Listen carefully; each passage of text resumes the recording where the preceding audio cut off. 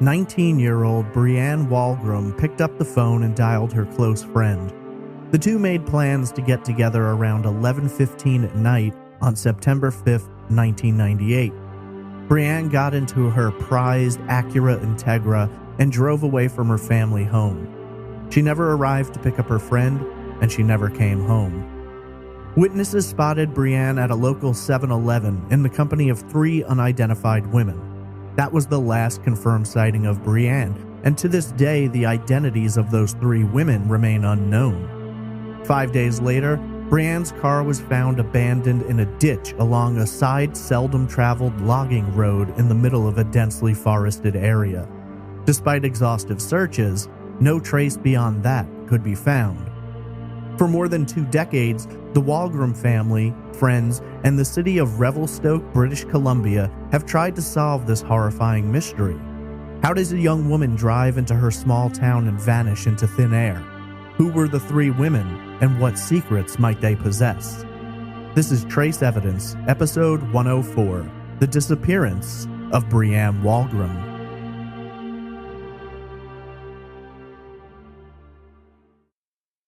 Welcome to Trace Evidence. I'm your host, Stephen Pacheco. Today we examine the truly mystifying disappearance of 19-year-old Brianne Wolgram. Before getting into the case, just a few notes about the show. Trace Evidence is a weekly true crime podcast focused on unsolved murders, disappearances, and other crimes. You can follow the show on social media on Twitter at TraceEvPod, Instagram at TraceEvidencePod, or by searching Facebook for Trace Evidence Podcast. The show is also on MeWe and Minds. If you're interested in supporting the show, as it is a one-man operation, and you'd like to get some Trace Evidence swag, there's a Patreon at patreon.com/traceevidence, or you can donate directly via PayPal. Visit trace-evidence.com for all social media links, donation options, and contact information, as well as thorough information on all episodes. To submit case suggestions, you can visit the website or email me directly at traceevidencepod@gmail.com. 19-year-old Brianne Wolgram left home to pick up a friend and never arrived. For 22 years, her disappearance has frustrated friends, family, and investigators. This is episode 104, The Disappearance of Brianne Wolgram.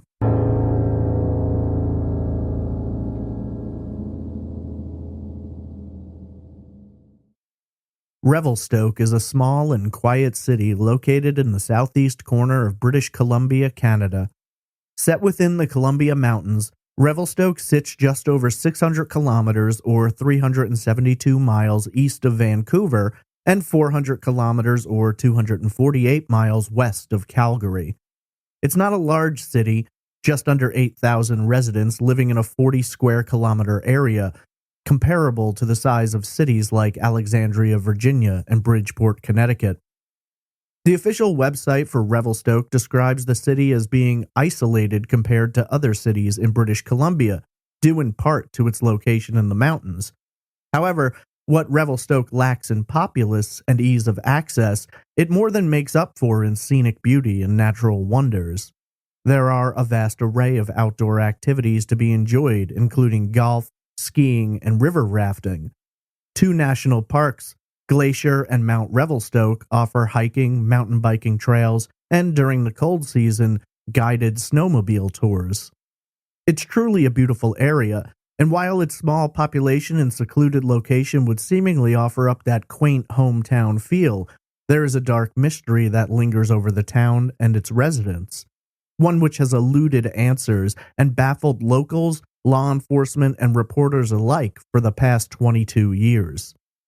On September 5th, 1998, 19-year-old Brianne Wolgram vanished while in the company of 3 women who, to this day, remain unidentified. How is it possible for someone to disappear without a trace from such a small town, where almost everyone knows everyone else through one measure or another? That is a question which has haunted those who investigate this case for more than 2 decades, and while her story is tragic and upsetting, there are few clues available to try and begin piecing this puzzle together. Brianne Ruth Wolgram was born on March 25, 1979, to parents Cheryl and Cliff. At the time of her birth, the Wolgrams had two sons, Troy and Todd, making Brianne the baby of the family. According to the official website, findbrianne.wordpress.com, Brianne could be somewhat shy and withdrawn at first, but after she warmed up and let someone in, she was kind and caring, a young woman with an interest in fun and laughter. The website describes her saying, quote, "Those who were lucky enough to get to know her would say she was outgoing, fun, and absolutely hilarious." End quote. Not a great amount of detail about Brianne's upbringing is available, but that which is seems to paint the portrait of a sweet young woman with dreams not so different from your own. She wanted to travel, see the world beyond the borders of Canada. She wanted to attend college with a goal of becoming a pharmacist assistant, to map out a future for herself, and someday marry and have children. She longed to share the love that bloomed inside of her, and those who knew her felt that love whenever they were in her presence. She was a good student, bright and attentive, and according to the website, lived an active lifestyle, playing sports up to and through high school, while also working out at the gym to keep herself in shape. Considering the area in which she was raised, physical fitness would almost be a requisite for going on adventures through the mountains and forests, and whether it was due to a desire to have fun, a conscious effort to keep herself moving, or some combination of both, Brianne worked hard to maintain herself and stay fit. As she got older, Brianne indulged in some typical teenage behavior, drinking at parties and having a good time, though her family states that while she enjoyed a good time, she wasn't a drug user, nor did she get herself into trouble throughout her life. She was, for the most part, what you would imagine for the typical teenager. Brianne had a wide assortment of friends that she made through school, extracurricular activities, and through her older brothers. I get the impression that she was extremely likable and thus was able to make friends rather quickly once she got over her initial shyness. The website goes on to explain that while Brianne did not have a boyfriend at the time of her disappearance, there were several people that she had crushes on, though these individuals are not named. At 19, Brianne lived at home with her parents while her older brothers had since moved out. In her post-high school life, in hopes of building up money to fulfill some of her dreams, Brianne continued to live up her life as a dedicated worker and focused student. She managed to balance two jobs while also maintaining time with her family and, of course, her social circle of close friends. Her first job was at a local McDonald's fast food restaurant located at 1800 Trans-Canada Highway in Revelstoke. She also worked at the Old Frontier Super Save gas station at 122 North Highway 23, just a 10-minute drive along the Trans-Canada Highway, one exit northeast of the Victoria Road interchange. The close proximity of both jobs made it easier to work two shifts in a single day, though this sometimes led to Brianne being tired from one night shift to an opening shift. According to an article in The Province, a British Columbia newspaper, approximately 4 months before Brianne disappeared, her grandfather passed away. When her grandfather's will was executed, Brianne, along with other members of the family, received some money, and Brianne knew exactly what she was going to do with hers. In May of 1998, the 19-year-old purchased a 1989 black Acura Integra with gold-colored rims and the license plate GMN661. Brianne's website defines this car as her pride and joy, something she truly treasured and was grateful to have been able to purchase. This would surely make her bounce between the gas station and McDonald's a lot easier and a lot more stylish as well. I'm sure we all remember the excitement of finally getting that first car that you've always wanted. Sadly, in Brianne's case, she wouldn't get to enjoy that car for very long. On the evening of Friday, September 4th, Brianne worked a closing shift at McDonald's and afterwards went out to have some fun with her friends. When she got up for work the next day, Saturday, September 5th, the day she would disappear, she was tired from a late night but made her way to work regardless. Brianne, though, did not seem to be herself that day beyond her tiredness. According to several of her coworkers, Brianne was more quiet than usual. It seemed as though something was bothering her, but whatever it was, she never told anyone. It was enough, however, that her demeanor was noted, and considering that what would happen later that night, many have wondered if there could be a connection between her mood and her later disappearance. In the afternoon, while working her shift, Brianne broke down crying. Cheryl later told the province, quote, "She had a little cry, and then she got over it. They told her she could go home, but she wanted to keep working." End quote. Investigator Rhonda Morgan later told the Calgary Herald, quote, "According to all of her friends and workmates at the Super Save gas station in Revelstoke, she was off, as they put it." End quote. Brianne's shift ended at approximately 6:30 that evening, and she arrived back at her parents' home around 7 p.m. According to Cheryl, Brianne looked tired and told her she was going to take a nap. The Wolgram family had been invited to a barbecue that night, but Brianne decided not to go along, wanting to catch up on her sleep. Around 9 p.m., Brianne picked up her phone and called her close friend, Christy Kane. Kane and Brianne became friends in 3rd grade, and over the years their friendship had only grown stronger. The two spoke on the phone almost every night. According to Kane, the two made plans to get together. Kane was working until 11:15 p.m., and Brianne offered to pick her up so they could spend some time chilling with their friends. Brianne would never arrive, though, and Kane called her house at approximately 11:20, but no one was home. Kane continued to wait before finally catching another ride. It was strange for Brianne to not show up without a call or an explanation. She was a very dependable woman who wasn't known to flake out. When asked about this later, Kane replied, quote, "She's my best friend. If she wasn't going to make it to pick me up, she would have called."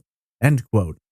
Cheryl later confirmed this, explaining, quote, "When Brianne said she was going to do something, she does it." End quote. After not hearing from Brianne and none of her friends seeing her that night, Kane finally got scared and called her house at approximately 3:30 a.m., waking Cheryl with the phone call that is every parent's nightmare. When Cheryl found out that Brianne hadn't arrived to pick Kane up and that no one had seen her since, she immediately got into her car and began driving around town looking for that black Acura Integra with the gold rims, but she didn't see it or Brianne anywhere. When Brianne couldn't be located and no one seemed to know where she could be, her parents contacted the police to report her missing.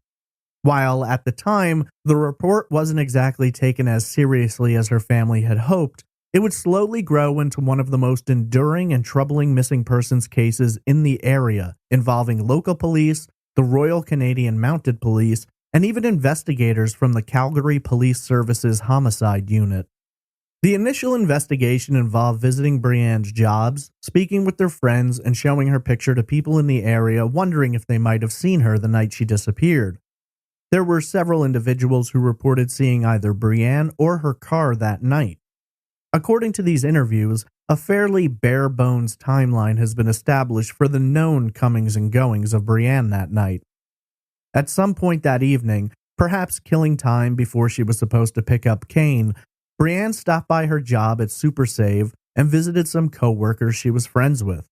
One of those friends needed to grab some alcohol from a liquor store but wouldn't be out of work in time, and so Brianne ran the errand for her. The next sighting of Brianne came at approximately 11:30 p.m. Several witnesses reported seeing her, dressed in a white t-shirt, blue jeans, and black sandals, standing outside of a 7-Eleven convenience store. The 7-Eleven was located at 411 Victoria Road in Revelstoke, approximately 2.3 kilometers or 1.4 miles south of the gas station where she had been earlier. It was a short 4-minute drive, and assuming that Brianne didn't go anywhere else first, it's believed she may have left the gas station around 11:15 or 11:20.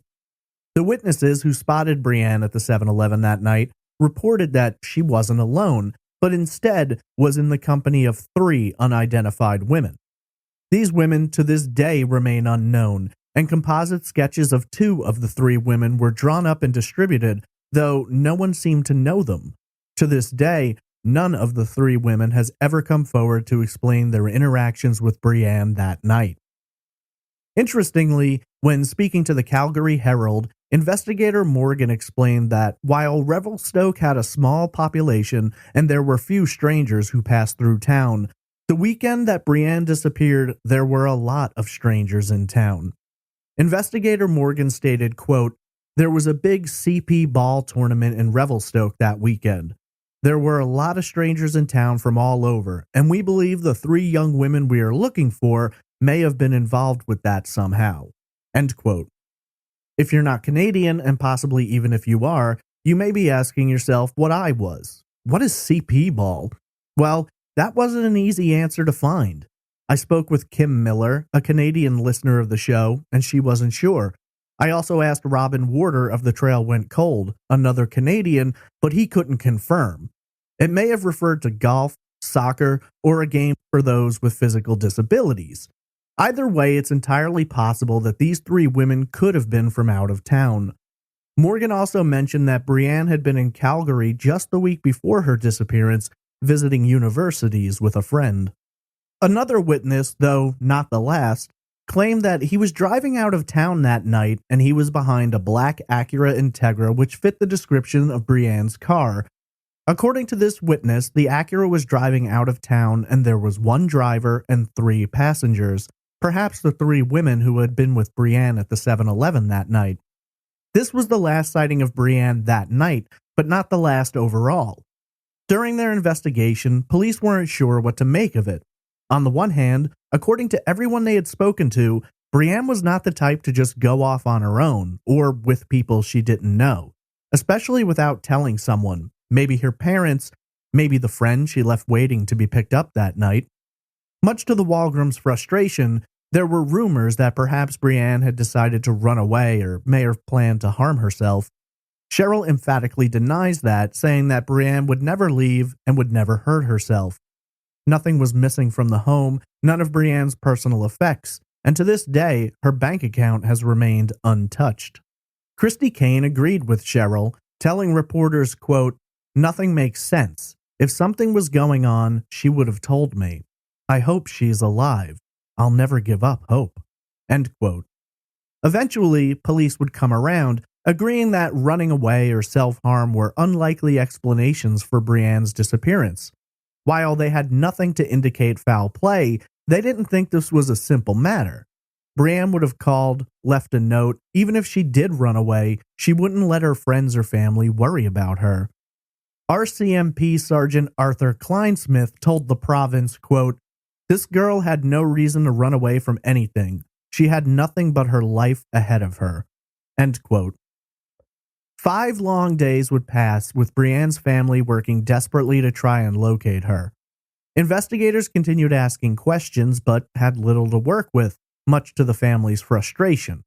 They felt police could be doing more, and they weren't about to sit around and wait. They produced flyers, handed them out everywhere in town and the surrounding area. People joined in, friends, locals, people who didn't even know Brianne but wanted to help. They were looking for their daughter, their sister, their friend, and no one seemed to have any information. It was exceedingly disturbing, the idea that she could just disappear from this quiet town on a Saturday night, but no one knew anything about it. Finally, on Thursday, September 10th, Brianne's car was located, but it wasn't in town. It was in a remote area, and no one could understand how it ended up there. Approximately 28 kilometers or 17 miles south of Revelstoke is Cocolex Falls, a series of waterfalls in a gorge which pour down the Cocolex River into the Upper Arrow Lake.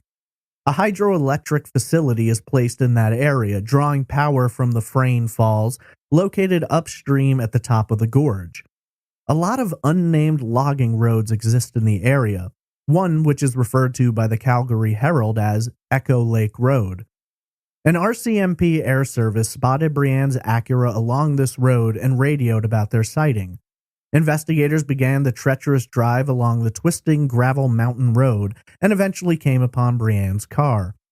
The car was found partially in a ditch, having hit a tree at a sharp right angle bend in the road. The car sustained only minor damage, though it was clear that whoever had been driving it would have been unable to free it from the ditch without assistance. It's not a well-traveled road. It's likely not a road someone would know unless they lived in the area, had visited the falls before, or just happened to stumble upon it while driving through this very remote area. This location is approximately a 45-minute drive from Brianne's home. Cheryl later told the province, quote, "I can't believe she was up on that road. There's nothing out there. It's almost like an alien came down and took her away." End quote. While sweeping through the vehicle, investigators found several items in the glove compartment which caused concern. There was more than $200 in cash. Brianne had cashed a paycheck the night she vanished, as well as Brianne's driver's license and bank card. This confounded investigators quite a bit as, had this been some kind of a robbery or perhaps even an abduction, why would the suspect or suspects leave the money behind?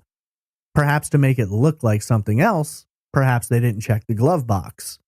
I don't know about you, but I don't keep my license or my debit card in the glove box, so the fact that they were found there is pretty bizarre. Unless Brianne or someone else placed them there for a specific reason. In addition to the glove box items, Brianne's keys were still in the ignition, though the vehicle was turned off. I also read that a men's size 11 boot print was found in the mud near the car, though I could not find secondary sources to verify that claim or the claim that cigarette butts were found in Brianne's car, and reportedly, she was not a smoker. The car was very dusty and dirty, as I was told, which may have inhibited attempts to gather and process fingerprints. News of the car being found spread pretty quickly, and police were contacted by a man who had a strange experience just 2 days prior to the vehicle's discovery. A hunter who had been driving through the backwoods area told police that he had seen a woman along that very road. According to the witness, he saw a young woman who he described as a teenager walking on the road at approximately 8 a.m. on Sunday, September 6th, the day after Brianne vanished. This witness claimed that he had to steer around the young woman, with the road being rather thin, and that as he did, he waved and called out, "Hi," but the woman did not respond or even acknowledge his presence. One article by the province said that the man was able to describe the woman's clothing, which had not at the time been made public. A later province article, though, has the witness describing this woman as wearing shorts, so I'm not sure if that means his description of her clothing had not yet been made public, or if Brianne's clothing hadn't been. It seems more likely to be the former, as missing persons flyers would surely have described her clothing. This raises an interesting question. Was the woman seen on the road that day Brianne, having changed her clothes? Or was it one of the 3 unidentified women she was last seen with? Discovery of Brianne's car kicked off a massive search that lasted several weeks. Searchers included law enforcement, family, friends, and local volunteers. Tracking dogs were able to pick up Brianne's scent in the car, but their trail dried up just 3 meters up the road. That's a very short trail, 3 meters being equal to around 9 feet. Beyond that, hundreds of people scoured the area. Boats went along rivers searching the shores for any sign of Brianne. Several planes and helicopters also searched from the sky, but again, there was no sign of Brianne. Considering that someone had been seen on the road 3 to 4 days before the search began, by the time searchers arrived, a lot of ground could have already been covered. In hopes of drumming up information about Brianne or the 3 women, a $20,000 reward was offered. No one has yet claimed it. I should note, this area near Cocolex Falls is densely wooded. There are a lot of rock formations, flowing water, and drop-offs. The gorge itself is quite vast and must have been extremely difficult to search on foot. I should also note that while most articles say the witness saw the woman walking along the road, at least one said that he had seen her walking up the mountain. I'll post some images of it on the website. It's certainly a formidable area to try and find someone. Sadly, Brianne's disappearance began growing cold shortly after the searches were concluded. For her family, it was devastating. Despite their desperation to find Brianne, her family and friends watched as days turned to weeks, weeks to months, and months to years. Over the years, the Wolgram family have spoken with the media, given interviews, anything they could do to keep Brianne's story in the public. Cheryl, at one time, considered the possibility that there may have been a reason the 3 women never came forward, and perhaps not a malicious one. Speaking with the province, Cheryl said, quote, "Maybe Brianne went to a party with them. Maybe an accident happened. Maybe that's why they never came forward, because they were afraid. I just wish if it was an accident that the three people would come forward and let us know what happened." End quote. While the identity of the three women remains unknown, investigators have made public pleas for them to come forward, as their eyewitness accounts could play a vital role in discovering Brianne's whereabouts. The Missing Children's Society of Canada offered $10,000 for anyone who could identify the three women, but again, no one claimed that reward. There have been several fundraising events to try and increase the reward being offered, hoping for more information. A statue was erected in Woodenhead Park called the Angel of Hope, commemorating Brianne's memory. Over the years, several instances of vandalism took place, including breaking the wings off. As a result of that, when the statue was repaired, a cage was placed over the statue to prevent future vandalism. I don't know what kind of person would vandalize a statue in memory of a missing person, but none of the words I have to describe those people would be rated PG. A GoFundMe created by Brianne's friend Anna Swayze is seeking money to offer as a reward is still active. If no reward is ever given, the money is set to be donated to the Missing Children's Society of Canada. They currently have just under $3,000 of a $20,000 goal. Anna told reporters, quote, "I worry people will forget. We need to keep attention on this. It should get people talking about it again, regardless if it's for good or bad." End quote. I don't believe anyone is going to forget Brianne, nor the search for her, and I hope this episode can help keep her case alive. I'm going to link to the GoFundMe in the show notes if you would like to contribute to their cause. Over the past 2 decades, multiple investigators have inherited and worked on Brianne's case, though it remains as mystifying to them as it was in 1998. In 2010, a group of investigators working for the Missing Children's Society of Canada went over the case, dug into the files, recanvassed the area in hopes of gathering new information, but came to the same dead ends as law enforcement.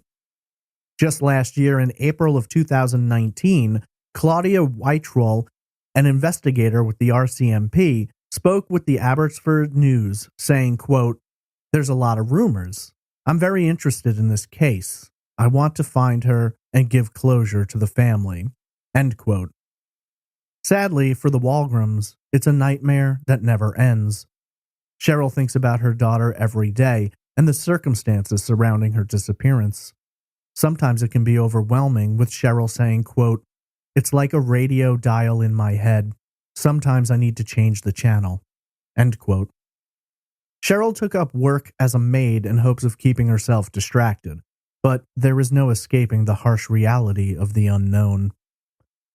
There are several theories about what may have happened to Brianne. Some believe that the three women seen with her that night must have been involved, or, at a minimum, have information that could help. The fact that they have never come forward does little to lend credence to their time with Brianne being merely happenstance. Others believe that Brianne may have fallen victim to a stranger, someone passing through town, perhaps for the tournament. Others still argue that in a town that small, with a shy young woman, it's more likely that someone she knew could have been responsible for her disappearance. Brianne Ruth Wolgram is described as being a white female standing approximately 5 feet 2 inches tall and weighing 130 pounds. At the time of her disappearance, Brianne had light brown, curly, shoulder-length hair, often worn tied back. She has blue eyes and a birthmark on the back of her right leg. She was last seen wearing a white t-shirt, blue jeans, and black sandals while in the company of 3 unidentified women. Brianne was last seen at the 7-Eleven in Revelstoke at approximately 11:30 p.m. on Saturday, September 5th, 1998. Those who knew and loved Brianne have never forgotten, nor have they ever given up. The city of Revelstoke remains covered in the shadow of this terrible mystery, a reminder of what has been lost forever, solidified in the statue of an angel. Brianne's father, Cliff, who has rarely spoken publicly, has made it clear that unless it can be proven to him that Brianne is deceased, he still believes his daughter is out there somewhere. If alive today, Brianne Wolgram would be turning 41 years old next month on March 25th. Before her disappearance, One of Brianne's brothers gifted her an ornate candle-lit lantern shaped like a windmill. Every year, on her daughter's birthday, Cheryl lights the candle and places the lantern on the windowsill. When asked about why she does this, Cheryl replied, quote, "It's to light the way home." The disappearance of Brianne Wolgram is one of those cases that I can't believe doesn't get more attention. A young woman, smart, dependable, and shy, makes plans to get together with a friend and disappears. She's in the company of 3 other women who remain unidentified, and her car is later found on a desolate logging road in the middle of nowhere. There are cases less mysterious than this which are discussed constantly, and yet for this 19-year-old, it's almost as if no one outside of Revelstoke, or perhaps British Columbia, even knows about it. I'm sure that's not entirely the case, but to me, this is a terrible mystery that has stuck with me since the first day I read about it. Maybe it's the lack of evidence, maybe it's the witness accounts, maybe it's how much I empathize with her family, or maybe it's a combination of all 3. I've covered a lot of missing persons cases, and this is one which truly sticks with me. I don't remember when I first learned about it, but ever since it's been in the back of my mind. I've wanted to do an episode on it for a while, but for whatever reason, I kept pushing it off. Finally, this week, it felt like the right time. Maybe with her 41st birthday coming next month, it really activated everything for me. Either way, this was a hard case to write. Aside from the lack of evidence, it's somewhat difficult to grasp.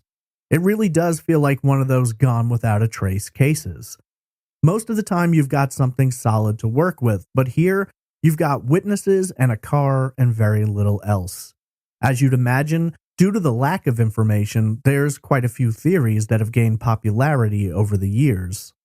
We'll begin with what many people believe happened, that Brianne was preyed upon by a total stranger, either passing through town or visiting for the tournament.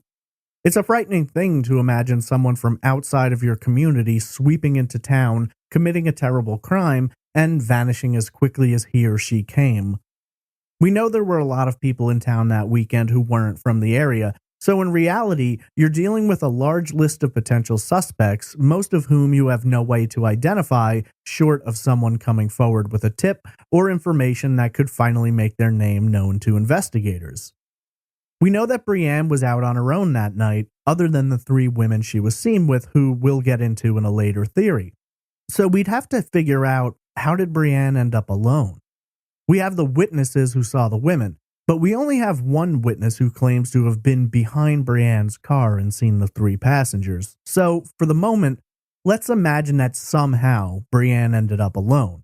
Maybe she dropped the women off somewhere, maybe they never got in the car in the first place. To deal with this theory directly requires a little bit of a stretch. We know that Brianne was shy, so the idea that a complete stranger would be able to talk her into giving a ride or maybe going along with him seems unlikely. Maybe, for the 3 women, it would have been easier, as Brianne might have felt more comfortable with a group of women over a lone man or woman. So yeah, it's possible this guy could have talked her into something, pulled out a weapon, forced his way into her car. She could have stopped at a light, a stop sign, anything really, and this guy could have come running up and forced his way in. Sadly, that kind of thing happens a lot. In a small town like Revelstoke, it's unlikely that this guy is going to tell her to pull into a parking lot or go somewhere around town. There's people around. They're going to see something going on. Brianne had a very memorable car, especially with the gold rims, so this person would likely have wanted to get out of town, get to some place more remote. We know that Brianne's car was found on that logging road. I previously said that this was a road that you'd either have to know was there or you'd have to stumble upon it. There's the possibility that this guy took control of the car and drove them there, knowing the location. Or maybe he started driving south towards the national forest and saw a back road and took it. There's also the possibility that he could have been in the passenger seat and directed Brianne to drive him someplace in the middle of nowhere. If he had a weapon, was threatening, she may have been more likely to go along with it, especially if he promised her that he just wanted the car or he was going to leave her alone afterwards. It might not have been that malicious. Maybe this guy lied. Maybe he said that someone he had come with was hurt in the forest and he needed help. Of course, most people would bring him to the police or at least called them under those circumstances. However, Brianne didn't have a cell phone. Brianne was a kind-hearted person, and maybe this guy was urgent and insistent. Maybe he was really good at manipulation. Like so much of this case, it's hard to know. I could go on and on about the possible ways a person could have gotten Brianne under his or her control. The possibilities are quite broad when you look at it from all perspectives. So I suppose it's a matter of looking at the cons of this theory. The idea that Brianne's car was found where it was suggests to me a handful of possibilities. Either this person had a vehicle waiting in the area and drove off in it, possibly taking Brianne with him, or maybe this person wasn't working alone and someone was there waiting for them. Or maybe this person led Brianne up into the mountains and emerged later after doing whatever may have been done there. The road is a long walk back to society, so it seems a bit unlikely that this person did the latter part, taking her up into the mountains on foot without a vehicle somewhere. I could see this person having a car waiting or having someone waiting for him. There's also the possibility that, if working with another person or persons, one of them could have driven Brianne's car onto that logging road while someone else followed, giving them a ride after they abandoned the car. I think the positioning of the car is important to note. This wasn't like someone just drove it into a ditch and left it there. The car was found at a sharp, right-angle turn in the road, down in a ditch having hit a tree. If someone were driving fast through the area and was unaware of the sharp turn, it wouldn't have been hard to slide off the gravel road and hit the tree in the process. From what I understand, no blood was found, and the damage to the car was minimal, so maybe it seems less likely that the driver was speeding. I mean, how fast can you really go around a 90-degree turn? I guess maybe that's why you crash. So, I can't imagine someone walking out of that area without their own car or someone else waiting for them. There's essentially one community within this area where Brianne's car was found. There's Greenslide, located 16 kilometers or 9.9 miles to the northwest of where Brianne's car was located. There's a handful of others, Camborne, Arrowhead, but the paths through the mountains don't seem to grant access to them. Google Maps constantly redirects the path north, around to the other side of the river, and then south and finally east. The other cities are certainly areas you could drive to. If you lived in one of them, you might know that logging road, or at least the area of it, but that seems to rule out the possibility of this person walking away from the car. I find it hard to believe that this crime could have been committed by a random stranger, if it was a stranger. It seems more likely that it would have to have been someone familiar with that general area, or perhaps someone who worked in the logging business. Knowing that it was such a remote logging road, it's not outside the realm of possibility that this could have been someone who worked in the area at that time or who had previously worked in the area. There's too much to try and analyze when it comes to the how in terms of getting Brianne's car to that location.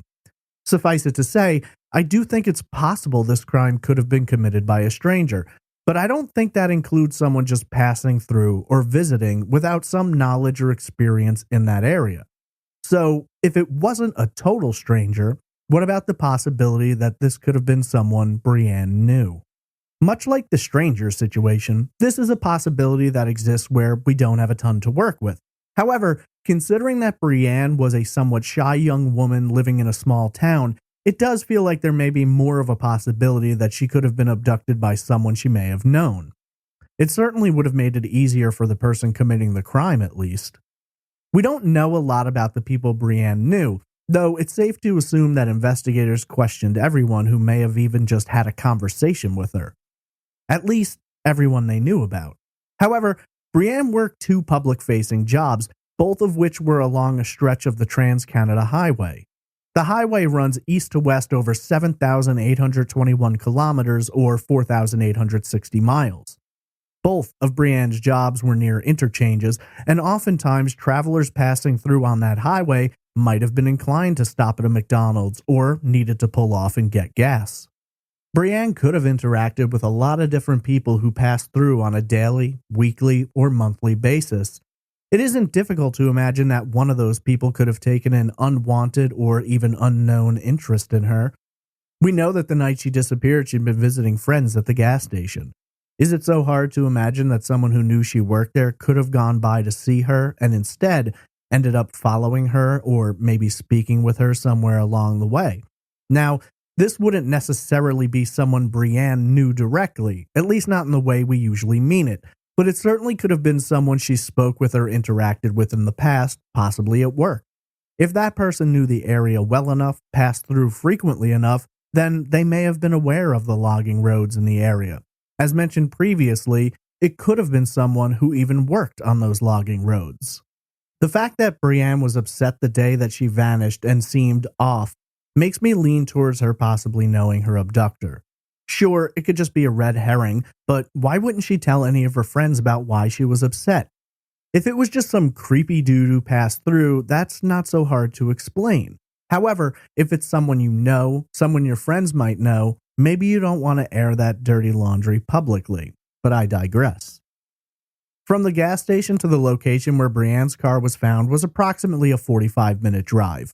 Once you get south of Revelstoke Airport, it's a drive south along the river, passing through the area of Greenslide, and then turning east into the mountains. Basically, once you're south of the airport, you're kind of in the middle of nowhere, heading further and further away from any signs of life. So why would the person, if they were not local to the area, drive south instead of hopping on the highway and heading either east or west? It would be faster, and considering the time of night, it's unlikely that there would have been a lot of traffic. It seems more likely that whoever was involved in Brianne's disappearance knew that desolate stretch of road was there, and whether it was planned to be that way or was a matter of circumstance, I find it difficult to believe anybody just stumbled upon that logging road. However, I also don't know that Brianne was even on that logging road. Someone could have easily abducted her, placed her somewhere, or perhaps done worse, and then driven her car out to that location, maybe planning to drive it into the water, maybe planning to take it somewhere else, and then the accident happened. We know that tracking dogs picked up Brianne's scent, but it barely went beyond the car. To me, that could either indicate that while her scent was in the car, she wasn't actually there that night, or the trail was so short because it was Brianne moving from one car to another waiting car. I still think it's incredibly unlikely that anyone could have walked their way out of there without being noticed. It would have taken quite a while. According to Google, it would take the average person approximately 17 hours to walk from the location of Brianne's car to Greenslide. According to Google Maps, that particular logging road has no major exit, meaning that the way in is the same way out. If the maps are accurate, then not far past where the car was found, the road splits. One path heading northeast, the other southeast. Both of these paths dead end, with the southeastern path stopping in the vicinity of McCrae Peak. The northern branch stops just east of Mount Kenneth. There's a few paths that drift off the road, but again, none of them lead to any major roadways or any roads at all. Now, on the other hand, the logging road runs perpendicular to the river. 9.24 kilometers or 5.7 miles southwest of the location where the car was found is a place where the river can be crossed with relative ease.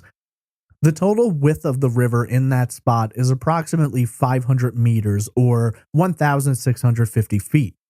Whether or not there's a little bridge there that you can walk across, I don't know. You might have to raft or swim, but that distance is certainly doable. Just another 3.7 kilometers or 2.3 miles north is Blanket Creek Provincial Park, which is seated along Highway 23. In total, from the car to the park is 14 kilometers or 9 miles. Now, that's a walking time of approximately 3.5 hours, which certainly seems more doable than the 17 hours to Greenslide. If this person was alone or didn't have a vehicle waiting on the logging road, it's conceivable that he could have abandoned the car in that spot and walked back. The car wasn't found until 5 days after Brianne disappeared, so that time is available. But what about the hunter? He spotted a young woman walking near the car the day after Brianne disappeared. That makes little sense to me unless we're considering the possibility that Brianne and her car were elsewhere for that day. It seems unlikely someone would have crashed the car knowing it was stolen or belonged to a missing woman and would still be walking not too far from it a day later. And we're not talking about someone who was spotted several miles from the car. This was someone who was spotted pretty close to the car, probably could actually see the car from where they were, depending on the curve in the road. If Brianne was held somewhere else or taken, if her car was held somewhere for a day or several hours, then it would have to be someone nearby. Otherwise, why would they have abandoned the car on that logging road instead of somewhere further away? It's my belief that the car wasn't supposed to be left where it was. There may have been a plan to dump it somewhere further up into the mountains where it was much less likely to be found. Maybe to even push it off one of the cliff faces in that area down into the densely wooded area below. If it was kept nearby, then it had to be someone in the area who knew that area, had a place to stay, or at least had a place to conceal the car. This is all under the assumption that the hunter's statement was accurate. Quickly, before moving on to the final theory, I do want to address an angle of this that almost everyone associated with the case has dismissed. Some have argued that it may have been Brianne herself that drove the car there, that the woman seen by the hunter could have been Brianne walking down the road or up the mountain. No one believes that Brianne would have left of her own volition. I don't think it's possible for her to have been driving through, crashed her car, and then been looking for help, though. She would have waved to the hunter. She would have flagged him down if that's what happened. Considering that he says he waved at her and she ignored him, this doesn't sound like someone looking for help. We also have to consider that the woman was wearing different clothes from what Brianne was last seen wearing, and it doesn't sound like they found those clothes in the car, the ones that she had previously been wearing. So if Brianne did change, she'd had to have done it somewhere else. Yet no one has ever come forward about that. Then again, no one has ever come forward about much of anything in this case. Personally, I don't think the woman seen on the logging road that day was Brianne, but I have no explanation for who it could have been. If it was one of the three women, where were the other two? Maybe off the road and into the mountains, maybe outside of the hunter's view, maybe they left her behind driving away in a different vehicle. What we know is that whoever it was has never come forward. It's difficult for me to believe that anyone in that area wouldn't have known about Brianne being missing. It's hard for me to imagine anyone who saw that car wouldn't have reported it unless they had something to hide.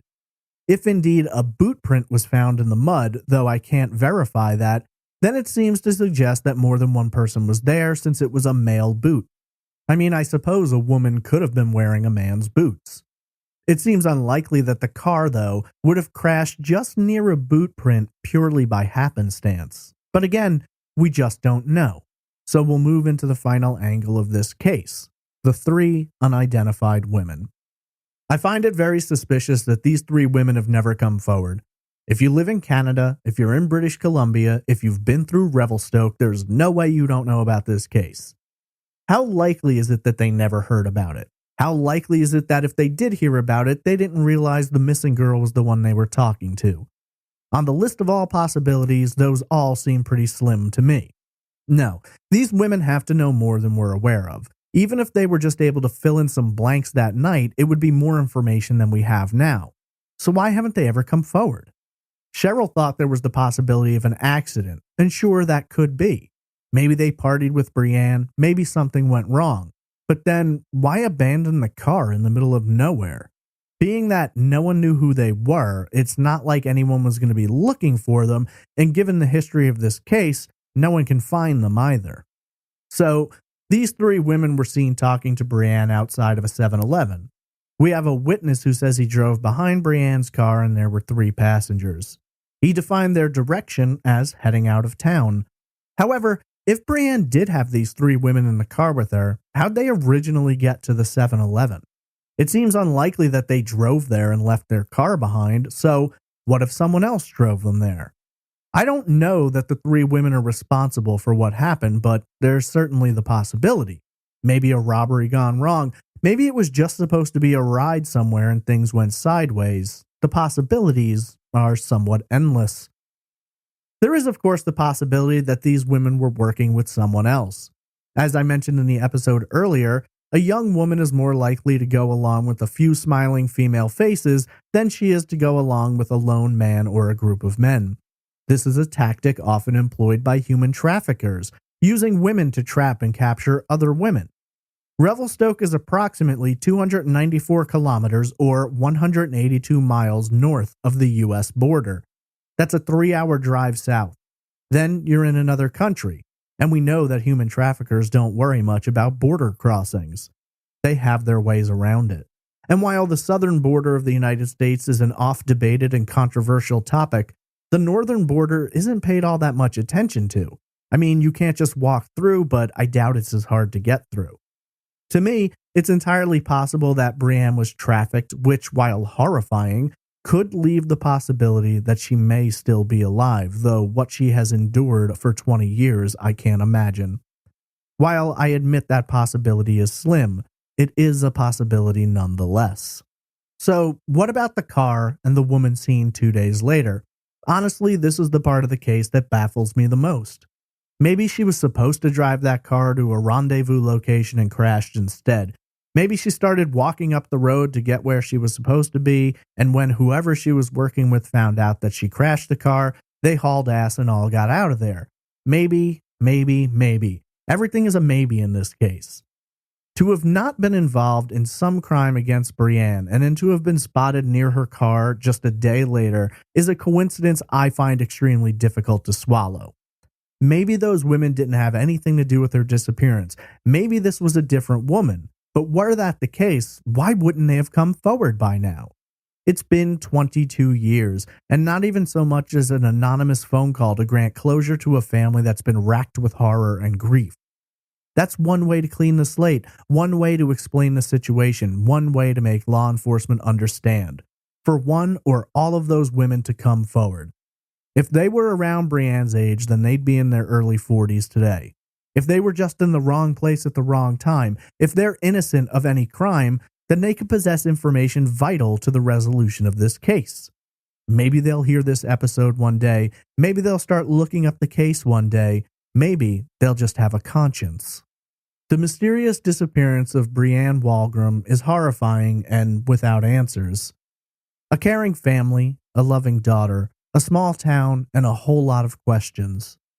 Investigators have worked this case for 22 years but continue to hit roadblocks. Her family has sought the truth for just as long, plastered Canada with posters of Brianne, done interviews with every media outlet that gave them the time. 22 years is far too long to go without an answer. 19 years old is far too young to have the rest of your life taken away. Unfortunately, unless new evidence is found, someone comes forward with the right tip, or those 3 women appear to tell their story, the disappearance of Brianne Wolgram will remain open, unsolved, and very cold.